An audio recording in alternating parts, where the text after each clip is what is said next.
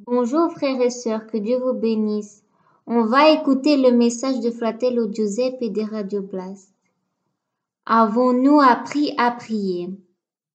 Comment Jésus priait? Prenez l'écriture, Luc chapitre 11 verset 1. Un jour quelque part, Jésus est en train de prier. Quand il a fini, un de ses disciples lui dit, Jean-Baptiste a appris à prier à ses disciples. Toi aussi, Seigneur, apprends-nous à prier. Les pharisiens, les judées, les synagogues. Les pharisiens lisaient des livres entiers de la Bible. Ils enseignaient toute la Torah. La Torah, c'est un livre juif. La Torah, c'est les 5 livres de Mosée de la Genèse jusqu'au Deutéronome. Il est enregistré tout. Encore maintenant, les Juifs, ils ont un phylactère sur le front parce qu'ils sont dans la loi de Moïse. Sûrement les disciples, ils ont appris à prier dans les synagogues. Sûrement maintenant les chrétiens, ils l'ont appris dans les églises. Pourquoi les disciples demandent, Seigneur, apprends-nous à prier? Ils ne savent pas prier peut-être? Bien sûr, ils savent prier, mais à la manière humaine, à la manière religieuse. Aujourd'hui, il n'y a pas de chrétiens qui ne savent pas prier. Exemple, l'islam sait prier à sa manière. Le bouddhiste, l'hindou, les catholiques, les protestants, etc. Chacun sa prière. Mais parfois on prie mais on reçoit rien. Est-ce qu'il y a une formule pour prier? Il n'y a pas de formule pour prier. Il n'y a pas de code. La formule est le cœur ouvert et un cœur plein. Donnez tout le cœur à Jésus. Exemple, on prie à la catholique ou au protestant. Dieu il n'est pas intéressé à ce genre de prière. Le Seigneur est ni protestant, ni catholique et ni d'autres. On doit se réveiller, Dieu est un Dieu de la sincérité et du cœur ouvert. Les disciples lui disent, Seigneur, apprends-nous à prier, comme Jean-Baptiste. Jean-Baptiste a appris à prier aux disciples. Les prières religieuses ne comptent pas. Il y a beaucoup de prières religieuses aujourd'hui qui ne comptent pas. La question est, pourquoi il y a des prières qui vont à Dieu mais d'autres non? À cœur plein. Mais si une prière à cœur plein, mais il demande à Dieu des choses pour lui et d'autres choses. Donc c'est pas suffisant d'avoir un cœur plein. Il faut aussi une personne qui prie à cœur plein, mais il fait à la manière religieuse. Par exemple, il répète les prières du dimanche matin. Mais il va rien se passer. Il répète 1000 fois notre Père aux cieux, mais rien se passe. Mais il y a des personnes qui se convertissent, mais ils croient à la Marie des catholiques. Mais c'est pas Marie qu'il faut croire, c'est une fausse Marie. Mais c'est celle de la Bible que c'est la vraie Marie. Un jour, le frère Giuseppe de Radio Blast a vu une vidéo d'une église avec un grand prédicateur. Les gens guérissaient. Il y avait des gens qui s'humiliaient et qui pleuraient. Et d'autres pleuraient sans cesse. Mais après, Jésus a parlé au frère Giuseppe de Radio Blast. Il a remarqué quelque chose. Quand il voyait les prières tout sincères et les larmes des gens étaient vraies. Il y a des personnes dans des églises catholiques ou protestants, ils sont sincères. Mais le frère Giuseppe de Radio Blast a remarqué, toutes les prières sont que à recevoir, que recevoir. Et recevoir, c'est une erreur. Oui, c'est une erreur. Et si on demande à Dieu pour une guérison, c'est juste et pas juste entre les deux. C'était une église avec 1000 personnes. On voyait des personnes qui s'humiliaient à gauche et à droite. Et tout le monde criait pour avoir un miracle. Le but de cette réunion, c'est de guérir. Et quand ils étaient guéris, ces personnes disaient, voilà, Dieu m'a aimé, moi j'ai la foi. Le prédicateur est utilisé par Dieu, etc. Ces personnes priaient pour sortir des malédictions et des mauvais esprits. Dans la Bible, c'est écrit, demande et Dieu te donne. Je ne dis pas que tu dois pas prier pour ta femme ou tes enfants ou ta famille. Oui, bien sûr, il faut prier pour soi. Dieu veut ça.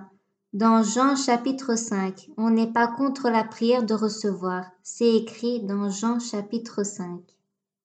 Mais ce détail, il y a beaucoup de manières de prier, mais il y a une prière qui est supérieure.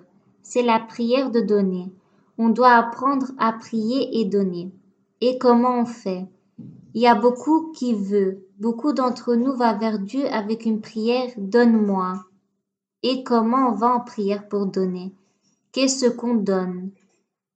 À cœur plein. Ça, c'est une manière de recevoir. Dieu est amour, Dieu veut te bénir, Dieu veut nous donner de ce qu'on a besoin, mais on doit apprendre à prier mieux. On peut faire comme Jésus priait. Il y a une différence comment Jésus priait et comment nous on prie. La prière de Jésus. Quand il était sur la croix, il disait « Aide-moi, Père, à mourir ». Jésus, il savait sur la croix, les clous, les fouets, la couronne d'épines. Et de quoi il prie? La prière, si c'est possible, mais si c'est pas possible, c'est ta volonté. Voilà, je suis prêt pour mourir, ce que Jésus disait.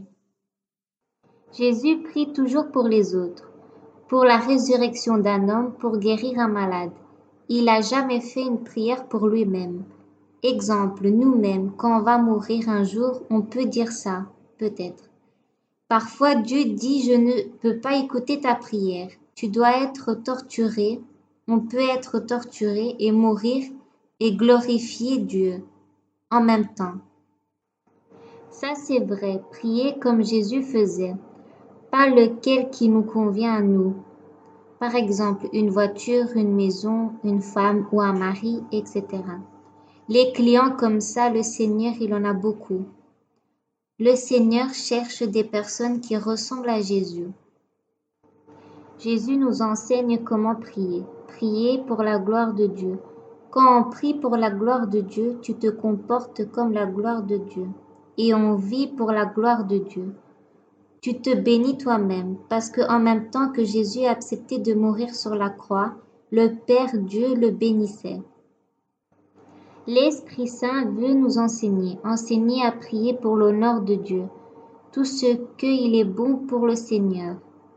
Exemple, un couple se dispute, s'insulte. Le mari ou la femme lutte pas avec le mari ou la femme, mais avec lui-même, tous les deux contre eux-mêmes.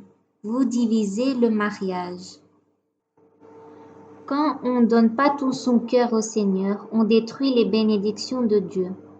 Cherchez Jésus, cherchez l'Évangile, cherchez les moutons perdus. Si on cherche cette gloire, on passe la barrière du diable.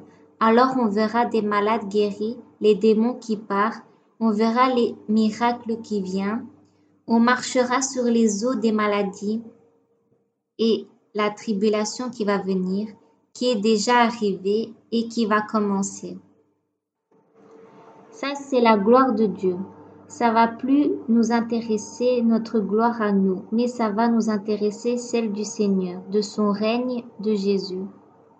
Finalement, et là, on a appris à prier comme Jésus. Prier à la manière de Jésus. Regardez pas les églises catholiques, protestants, etc. On doit regarder Jésus, que lui. Le but est là. Tout doit aller vers Jésus. Les prophéties, paroles de la Bible, enseignements. Faites attention, il y a des personnes qui mettent beaucoup leur église du dimanche matin en avant. La prière la plus puissante est comme Jésus et quand on s'intéresse plus à nous-mêmes. Mais tu penses ce qu'il est mieux pour le règne de Dieu et tu dois être disponible à faire n'importe quelle chose pour le bien du règne de Dieu, pas pour nous-mêmes. Tu acceptes et tu dis, Seigneur, je le fais pour toi, aide-moi, je veux le faire et être disponible à le faire pour souffrir. Mais parfois, c'est pas si difficile comme Jésus. Mais on doit être disponible. On ne doit pas penser à quoi on reçoit, à ce que c'est mieux pour nous, mais ce que c'est mieux pour Dieu. Ça, c'est le secret du mariage heureux. Exemple, la femme prêche, se trompe. Pardonner et chercher son bien, aussi pour le mari, pardonner et chercher son bien. À un moment donné, elle va comprendre. Exemple, la femme ou le mari s'attendaient à une dispute, mais en fait, quelques minutes après, ce mari ou cette femme se présente avec amour. Et voilà, le mariage est sauvé. Il y a des maris ou épouses qui préfèrent le papier du divorce. Oui, on peut divorcer, mais attention si Dieu ne te divorce pas avec toi. Jésus est comme un cœur, un grand cœur. Et comment il prie ce cœur? Jésus, quand il prie, il donne le cœur et ne se fatigue pas à donner. C'est la partie de notre cœur qui représente Jésus.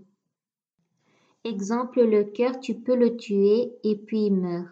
Mais il ne se plaint pas. Il continue à donner jusqu'aux dernières minutes, à la seconde. Et il continue à donner, à donner. Ça, c'est l'image de Jésus sur la croix. Et il disait, Père, pardonne-les, ils ne savent pas ce qu'ils font. Puis Jésus disait, Voilà Jean le disciple, voici ta mère. Femme, Marie, voici ton fils Jean.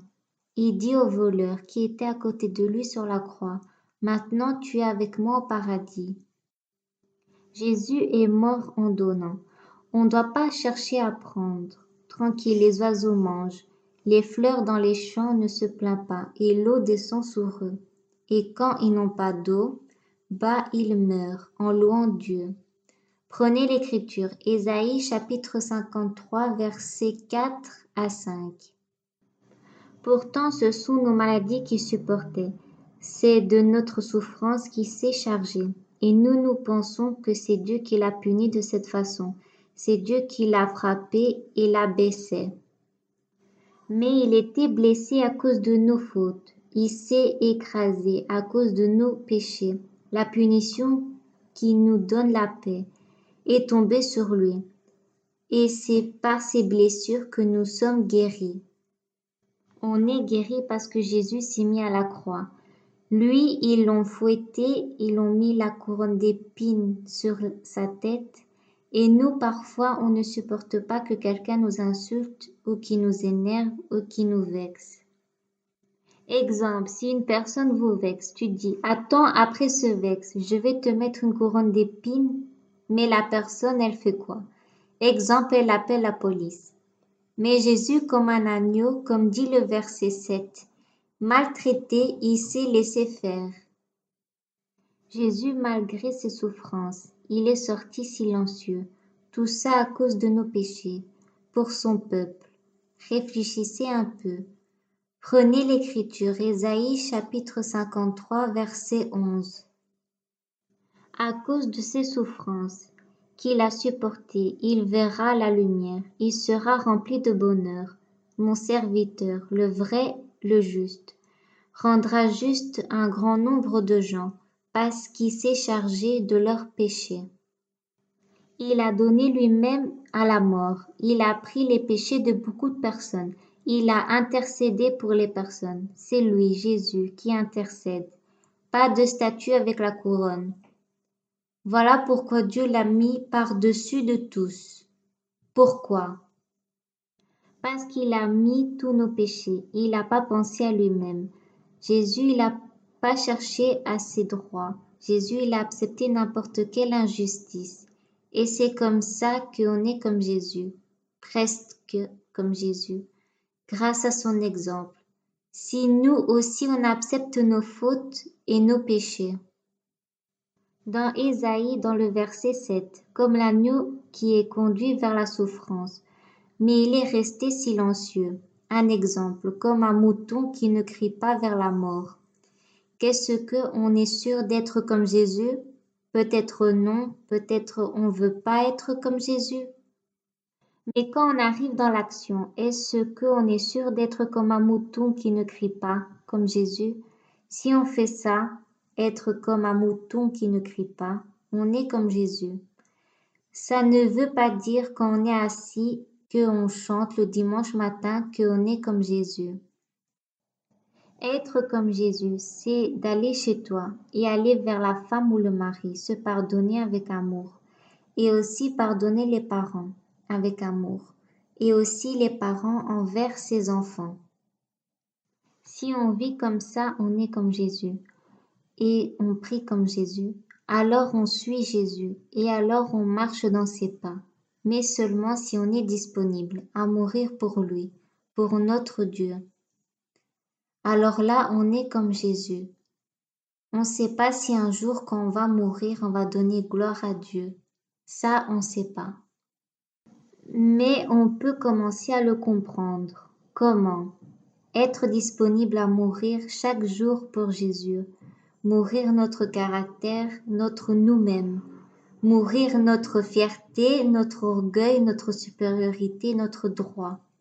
Si on est disponible à mourir pour Jésus, peut-être on va mourir le dernier jour. Peut-être une personne dira, c'est trop difficile à faire ça, comme Jésus.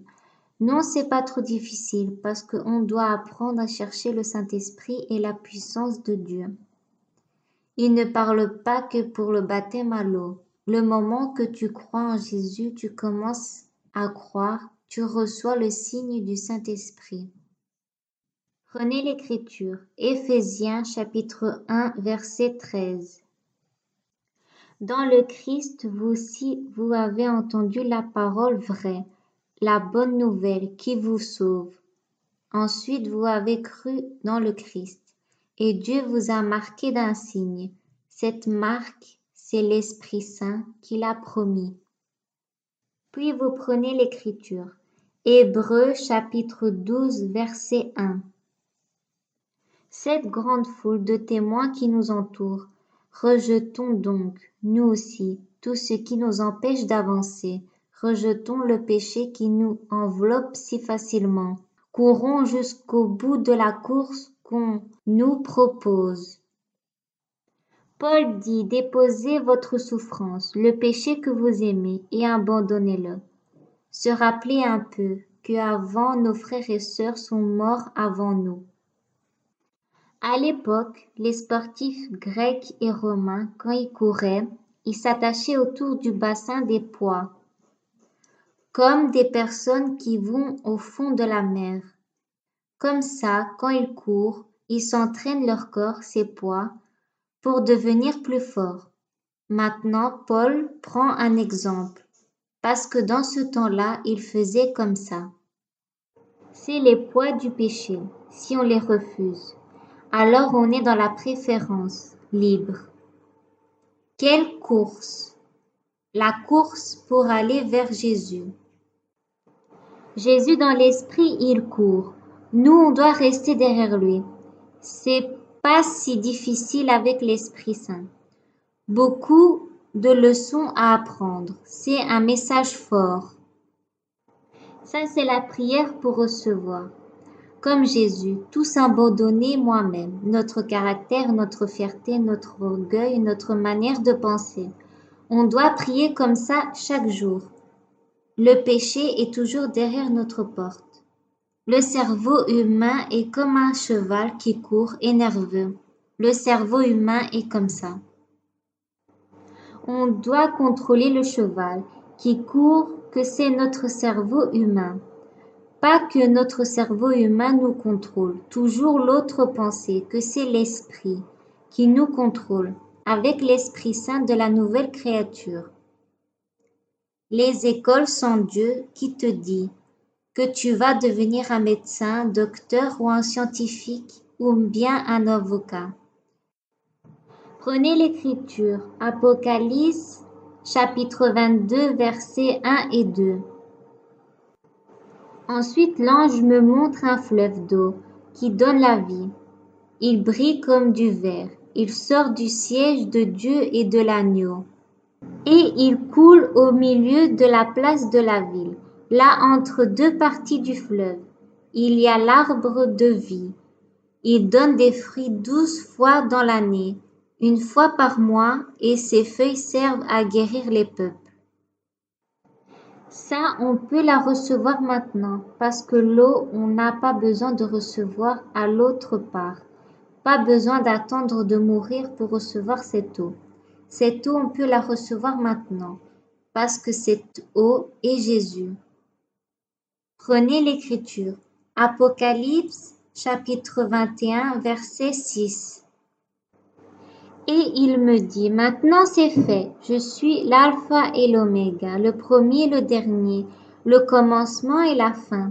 Celui qui a soif, je lui donnerai à boire gratuitement de l'eau de la source qui donne la vie.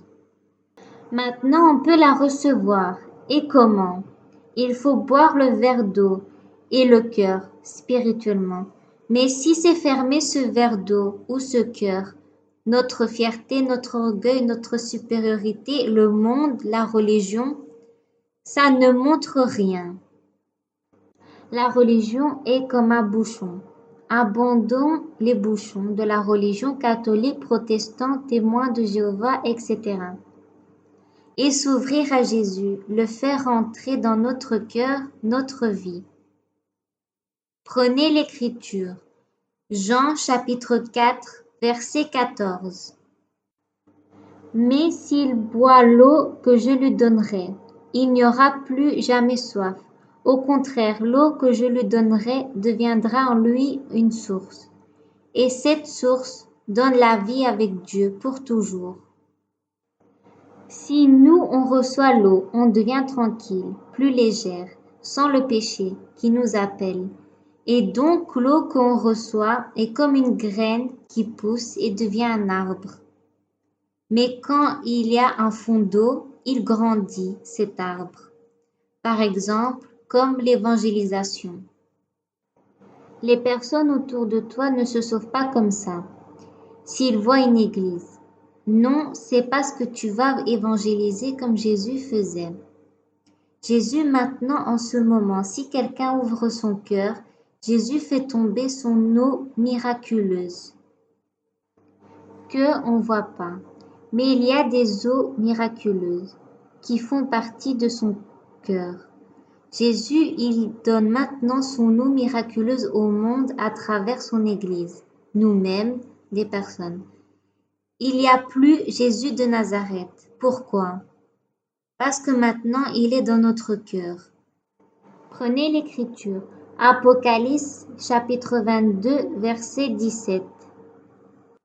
L'Esprit de Dieu et la jeune mariée dit « Viens ». Celui qui entend doit dire « Viens ». Celui qui a soif doit venir. Celui qui le veut recevra gratuitement l'eau qui donne la vie. L'Esprit et la jeune mariée, on est dedans.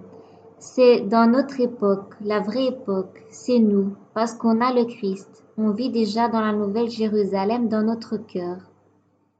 On est appelé à être des anges de Dieu sur cette terre, pour porter l'eau de la vie à tout le monde gratuitement, offrir gratuitement le salut. Comme ça, on doit penser quel est notre appel. Quand tu évangélises, si ton message vient de Jésus, vraiment biblique, les personnes n'oublient pas ce que tu as dit. Parce que les moutons qu'on a évangélisés, ça se peut qu'ils, elles se convertissent dans 20 ou 30 ans après. Le fruit de la évangélisation fonctionne. Pendant la tribulation, ça se peut qu'il y a des personnes que tu as évangélisées qui peuvent t'aider. Toi à eux et eux à toi. L'eau de la vie est vraiment vraie, te sauver. Jésus est réel. On doit dire merci à Dieu avec tout son cœur, tout ce qu'on reçoit de lui, de la nourriture, la guérison ou un miracle. Tout ça est juste et bon. On doit le remercier Jésus parce qu'il est juste. Mais il ne faut pas toujours recevoir. Il faut le remercier supérieur, comme une prière supérieure. C'est quoi un remercier supérieur? C'est de remercier à Dieu, le Père, et comment? Dans la manière que Jésus faisait. Jésus, pas seulement que Dieu nous donne, mais avant ça, il faut donner aux autres. Exemple, merci Jésus que tu m'as donné un message de Dieu, de ta parole, et que tu m'as donné du manger en plus, pour donner aux autres. Tu m'as donné une foi pour évangéliser, etc. Ça, c'est la manière de Jésus. Comment on le remerciait. Devant le tombeau, il a fait quoi Jésus? Il a ressuscité un homme et lui a dit, merci Père que tu m'écoutes toujours. Je le fais à celui qui m'écoute, pas pour moi-même. parce que devant le tombeau de Lazare, dans Jean chapitre 11, Jésus remercie le Père pour celui qui écoute, pour celui qui voit et pour leur foi. Jésus est venu pour ressusciter, provoquer notre foi. Dans Jean chapitre 6, il les voulait comme roi et Jésus s'est caché. Alors demandez aux personnes de l'église du dimanche matin de devenir roi. Je pense qu'il y aura beaucoup qui vont se présenter. La prière de remercier est la plus belle prière. Il se sert de nous pour guérir, pour sauver ou pour donner. Baptisé dans l'Esprit Saint pour les autres. Ça, Dieu, il est content. Ça, c'est Jésus. Ça, c'est l'Église et ça, c'est l'épouse de Christ. Il faut jamais rechanger quelque chose de la part de Dieu. Ça, c'est comme si c'est un commerce. Exemple, Dieu, je t'aime, Dieu, je te donne l'offrande à le pasteur ou le prêtre, parce qu'après, tu me donnes après. Non, c'est pas comme ça. C'est comme si tu vas dans un lieu de commerce, si tu fais ça. Dieu, on donne par amour. C'est comme ça que Jésus priait et remerciait. Les anges ne veulent pas de compliments, mais ils sont autour de nous.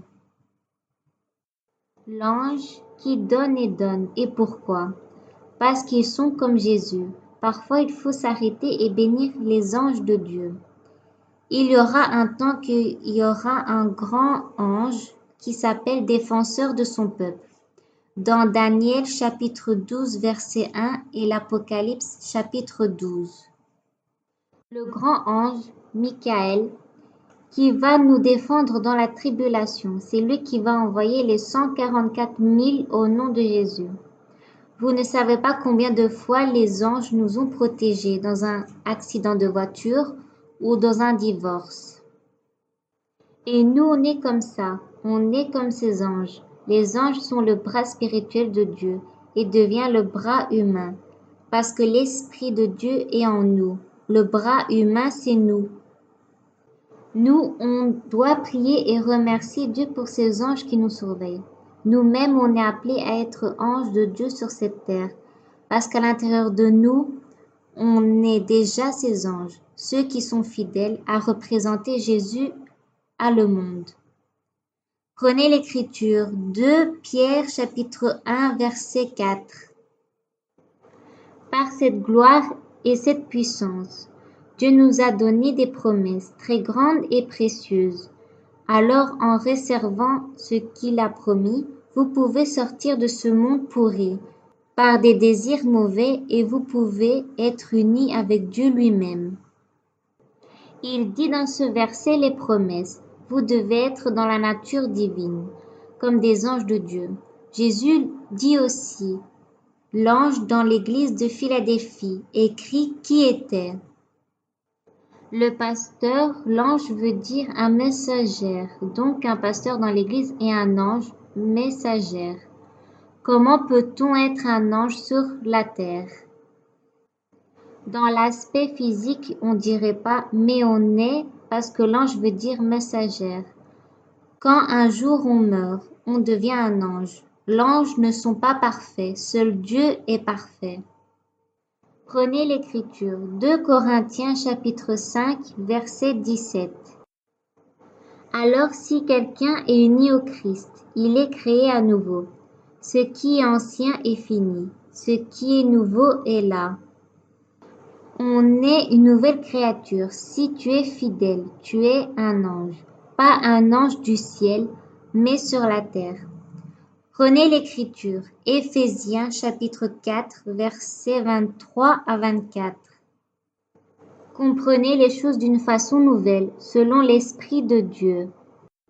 Et comme si vous mettez un vêtement neuf, devenez une personne nouvelle. Cette personne nouvelle est créée comme Dieu veut. La vérité la rend juste et sainte. Une personne nouvelle et un ange de Dieu. Jésus a dit, dans le royaume de Dieu, vous serez comme des anges.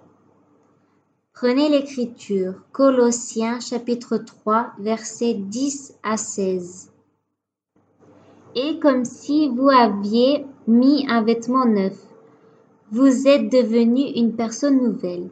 Cette personne se renouvelle sans cesse et elle ressemble de plus en plus à son Créateur.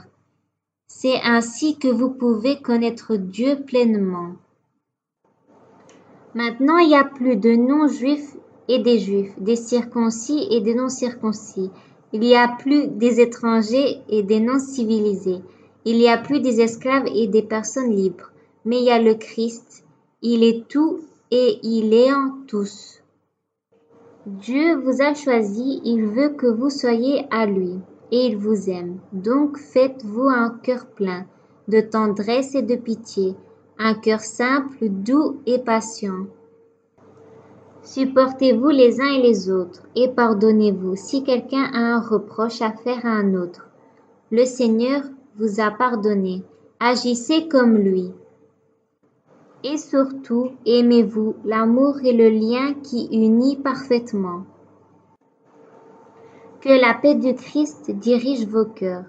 Dieu vous a appelé à cette paix pour former un seul corps. Dites-lui toujours merci. Que la parole du Christ habite parmi vous avec toute sa richesse. Donnez-vous des enseignements et des conseils avec toute la sagesse possible. Remerciez Dieu avec tout votre cœur en chantant des psaumes et des hymnes et des cantiques qui viennent de l'Esprit Saint. L'Église de Dieu est appelée à diriger ses moutons de Dieu. On doit être fidèle à le faire, parce que c'est ça que Dieu demande de le faire. Prenez l'Écriture, Proverbes chapitre 11, verset 30. Celui qui agit bien est comme un arbre qui donne la vie. Celui qui possède la sagesse gagne les cœurs. On est appelé à gagner des cœurs, pas rester assis les dimanches matins ou alors répéter des prières. Les chaises est devenue une chaîne par des prédicateurs qui ne savent pas ce qu'ils disent. Prenez l'Écriture, Jacques chapitre 5, versets 19 à 20. Mes frères et mes sœurs, parmi vous, quelqu'un peut se perdre loin de la vérité, et un frère ou une sœur peut le ramener. Eh bien, vous devez savoir ceci, si une personne ramène un pécheur de la mauvaise route où il se trouve, il le sauve de la mort, et à cause de cette action, Dieu va pardonner beaucoup de péchés. Chaque personne qu'on connaît ou pas, il doit aller au paradis ou pas. Chaque parole qu'on dit est importante pour amener dans le droit chemin. Priez comme Jésus avec le cœur. Prenez l'Écriture. Jean chapitre 12, versets 27 à 30. Maintenant mon cœur est troublé. Qu'est-ce que je vais dire? Père, sauve-moi de ce qui va arriver en ce moment. Mais c'est pour cela que je suis venu pour ce moment. Père, rends ton nom glorieux. Alors une voix vient du ciel et dit, je l'ai déjà rendu glorieux, et je le rendrai glorieux de nouveau. La foule qui est là et qui a entendu dit, c'est un coup de tonnerre. D'autres disent, un ange a parlé à Jésus, mais Jésus dit, ce n'est pas pour moi que cette voix a parlé, mais c'est pour vous. Jésus ne prie pas, sauve-moi, mais Père, rends ton nom glorieux. Les anges de Dieu prient, Père, rends ton nom glorieux. Et pas que mon église du dimanche matin est bien. Prenez l'Écriture, Matthieu chapitre 4, versets 18 à 20. Jésus marche au bout du lac de Galilée. Il voit deux frères, Simon, qu'on appelle Pierre, et André, son frère. Ce sont des pêcheurs.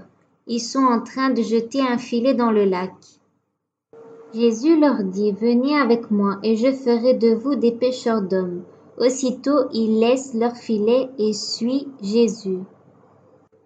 Les disciples, ils abandonnent leur filet du monde pour jeter les filets du royaume de Dieu.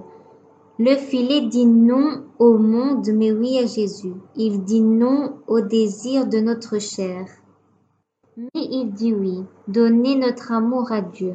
Exemple, si un marié ou la mariée se marie, mais l'un des deux, il dit un mensonge, quand il dit « Je donne mon cœur et d'être fidèle », mais en fait, ils donnent à eux-mêmes. En gros, ils se marient à eux-mêmes, le but d'utiliser l'autre pour son égoïsme. Maintenant, dans l'Église de Dieu, si on pense de faire ça, d'être un chrétien égoïste, un chrétien demi-cœur, c'est une grosse erreur. Il y a des mariages sans cœur qui sourient, qui font un grand banquet, mais à la fin, c'est tout faux. Avec Dieu, on ne peut pas faire ça. Que Dieu nous aide. Gloire à Dieu pour les vraies églises épouses de Christ au milieu de nous. Gloire à Dieu pour qui abandonnent leur filet du monde. Gloire à Dieu à ceux devant Dieu, à la parole de Dieu, qu'il dit oui. Mais il dit avec son cœur, âme et force. Gloire à Dieu qui ne s'arrête pas de donner son cœur. Tout à celui qui donne lui-même devant Dieu. Alors là, il va arriver les grandes bénédictions de sa promesse de Dieu. Prenez l'Écriture, Matthieu chapitre 25, verset 23. Son maître lui dit, c'est bien, tu es un serviteur bon et fidèle. Tu as été fidèle pour une petite chose. Je vais donc te confier beaucoup de choses. Viens et réjouis-toi avec moi. Alors là, on entend sa parole, si on est seulement fidèle à Christ. Pas comme ceux qui disent oui, mais au fond de eux-mêmes, ce n'est pas vrai. Parce qu'il faut un qui est sincère avec tout son cœur à Jésus. Faites attention à l'hypocrite, au demi-cœur. C'est la maladie de l'Église. Mettre tout son cœur à Jésus, parce que Jésus est unique, le seul sauveur. Il est le roi des rois, pour toujours. Prenez l'Écriture, Apocalypse chapitre 6, verset 2. Ensuite, je vois un cheval blanc. Son chevalier tient un arc. Il reçoit un prix. Il est déjà vainqueur et il part pour être encore vainqueur. Ça, c'est Jésus. Prenez l'Écriture, Apocalypse chapitre 19, verset 11. Ensuite, je vois le ciel ouvert. Et il y a un cheval blanc, et son cavalier s'appelle Fidèle et Vrai. Il juge et combat au milieu de la justice. En lui, on a le pardon, la justice, la fidélité. Il est la figure de Dieu invisible, Fils unique de Dieu. Seulement en lui, toutes ces choses ont été créées dans le ciel et sur la terre. Toutes les choses sont créées par Jésus. Abandonnez et jetez les filets du monde. Fin de ce message. Que Dieu vous bénisse.